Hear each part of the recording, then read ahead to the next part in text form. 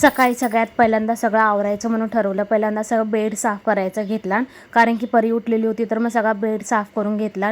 पसारा तिचा सगळा उचलून ठेवला, तिची चादर ते घडी मारून ठेवली. नंतर मग झाडू मारून घ्यायचं सगळ्या घराचं. मग झाडू मारून झाल्याच्या नंतर मग किचन कट्ट्यावर भांडी होती, ती भांडी घासून किचन कट्टा क्लीन केला.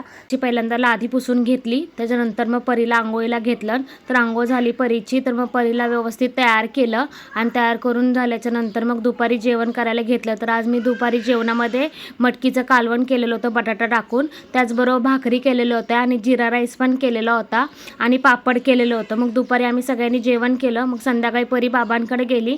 तर आज लाल कलर होता ना, तर आज परीने लाल कलरचा घागरा घातलेला होता आणि टी व्हीत बघत बघत ती कसे गरबा खेळत होती बघा. मग गरबा खेळून झाल्याच्या नंतर मग आम्ही आलो घरी. त्याच्यानंतर मग मामा सोडायला आलेला, तर मामा नुसता सोडान कसं जाणार मग असं ती म्हणायला लागली. मग तिने मामाला फरमाईश केली की मला चॉकी पाहिजे. मग ती लगेच मग चॉकी आणायला गेली. मग मामाकडनं चॉकी घेऊन आली तर ती खुश झाली. मग मामा घरी गेला ना आम्ही घरी आलो.